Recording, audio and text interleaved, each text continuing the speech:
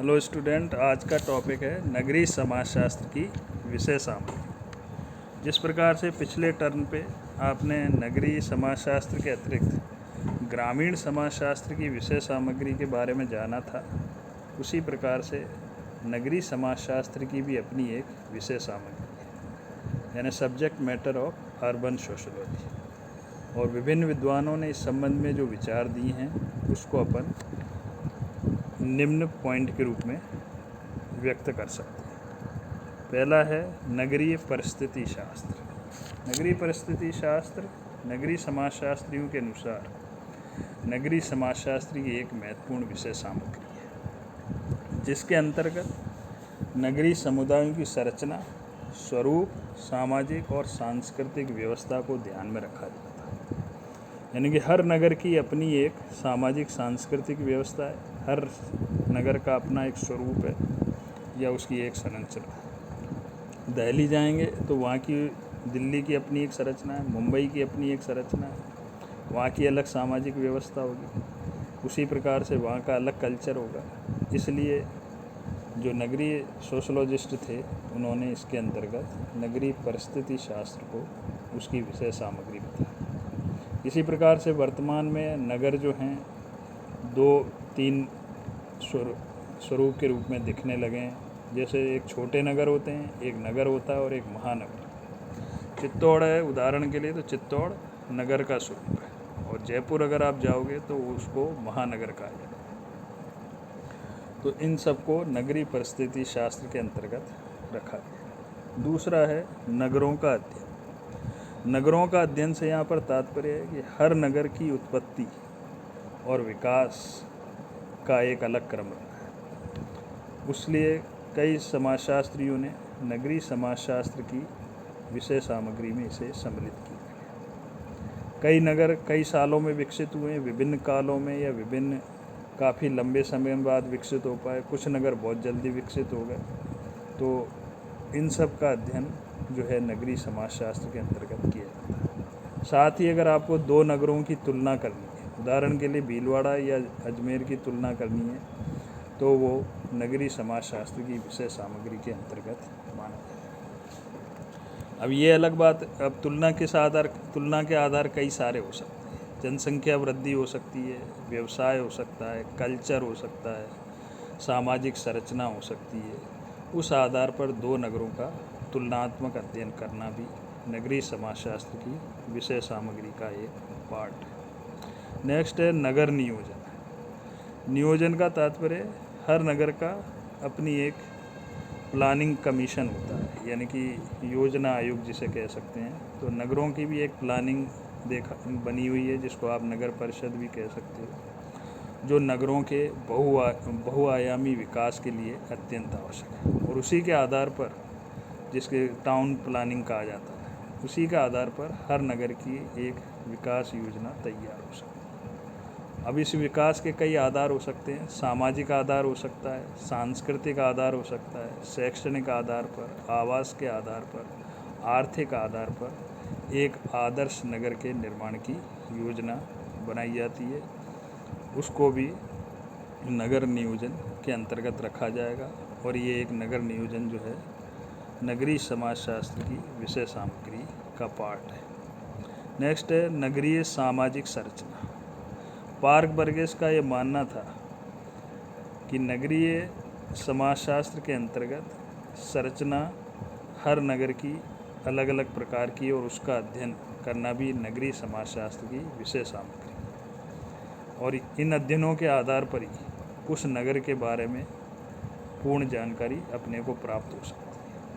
नगरों की संरचना सामान्यतः स्त्रीकरण के आधार पर, आर्थिक आधार पर, राजनीतिक संस्थाएं वहाँ किस प्रकार से कार्य कर रही हैं, आर्थिक संस्थाएं किस प्रकार से कार्य कर रही हैं, कितनी वहाँ पर संस्थाएं हैं, शैक्षणिक संस्थाएं, शिक्षा की क्या स्थिति है, इस आधार पर उसका अध्ययन किया जाता है, जिसको नगरीय सामाजिक संरचना के अंतर्गत पार्क बर्गेस ने रखा था।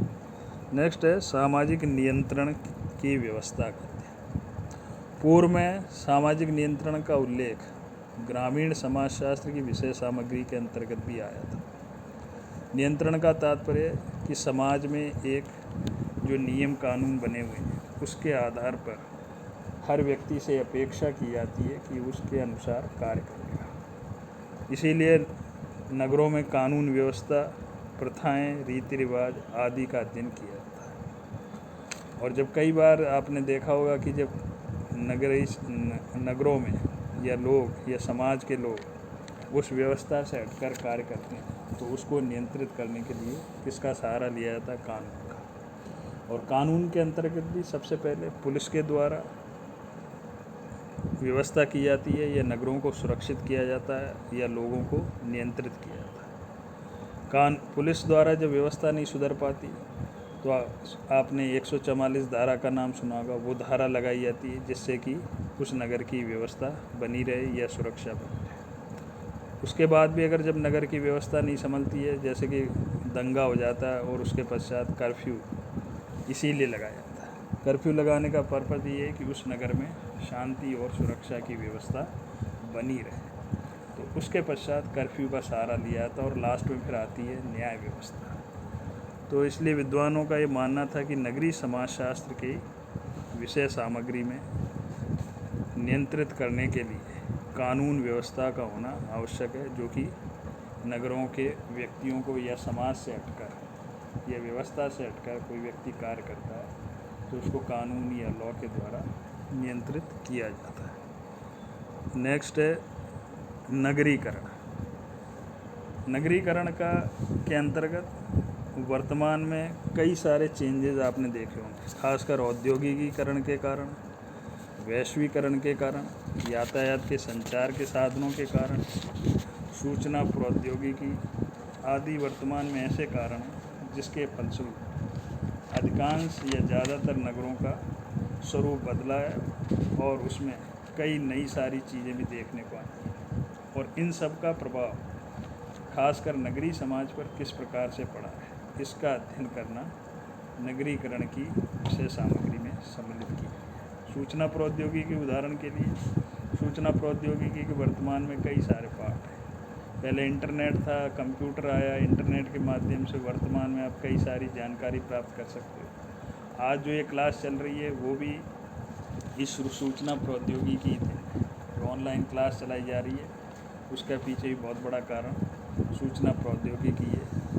उसमें भी एक उदाहरण दे सकते हैं कि शहरों में नेट की व्यवस्था ज़्यादा आसान होती है, जबकि ग्रामीण क्षेत्र में कई बार नेट की प्रॉब्लम आती है, इंटरनेट की। या जितनी सुविधाएं सूचना प्रौद्योगिकी की शहरी क्षेत्रों में देखने को मिलेगी या नगरों में मिलेगी, उतनी ग्रामीण क्षेत्रों में या गांव में देखने को नहीं मिलती। इसलिए नगरीकरण को नगरीय समाजशास्त्र की विषय सामग्री में सम्मिलित किया गया। नेक्स्ट है नगरों की समस्याओं का अध्ययन। जिस प्रकार से ग्रामीण समाज की अपनी समस्याएं थी, उसी प्रकार से नगरों की भी कई सारी समस्याएं हैं, जिसमें विशेषकर जैसे पार्क बर्गेस ने बताया कि भिक्षावृत्ति है, वैश्यावृत्ति है, मद्यपान है। अब मद्यपान भी कई प्रकार का हो सकता है, शराब पीना, इसके अतिरिक्त गांजा, कई लोग चरस या अफीम का सेवन या ड्रग्स का वर्तमान में युवा पीढ़ी में देखा होगा, कई महानगरों में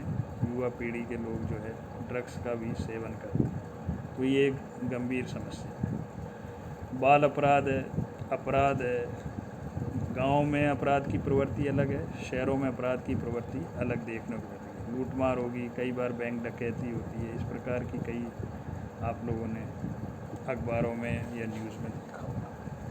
नेक्स्ट, नगरीय समाज में एक और जो महत्वपूर्ण समस्या है वो महिलाओं से संबंधित है। अब महिलाओं से वर्तमान में कई प्रकार की समस्याएं उत्पन्न हुई, जैसे महिला हिंसा है, छेड़छाड़ की प्रवृत्ति है, बलात्कार है, दहेज की समस्या है, विवाह विच्छेद है। जैसे जैसे संबंध औपचारिक हुए, महानगरों में गाँवों की तुलना में तलाक की समस्या भी देखने को मिलती है। इसी प्रकार से महिला हिंसा की समस्या गाँव की तुलना में शहरी क्षेत्रों में या नगरीय क्षेत्र में अधिक देखने को मिलेगी। इसके अलावा स्वास्थ्य की समस्या है, स्वास्थ्य की समस्या भी नगरों में देखने को मिलेगी, खासकर वहाँ जहाँ पर आवास की समस्या है, जिसे गंदी बस्ती भी कह सकते हैं। गंदी बस्तियों में देखा होगा कि एक कमरे में 5 से 6 लोग रहते हैं, जिसके कारण जो है कई प्रकार की बीमारियां या कई प्रकार के अन्य समस्याएं उत्पन्न होती हैं। भ्रष्टाचार भी नगरीय समाज का एक बहुत महत्वपूर्ण समस्या है। कई विभागों में या कई दफ्तरों में देखते हैं कि भ्रष्टाचार की अधिकांश सूचना अपने को मिलती है। तो इसलिए नगरीय समाजशास्त्र के अंतर्गत नगरों से संबंधित जो प्रमुख समस्याएं हैं उसका अध्ययन करना भी नगरीय समाजशास्त्र की विषय सामग्री है। नेक्स्ट है भौगोलिक कारक।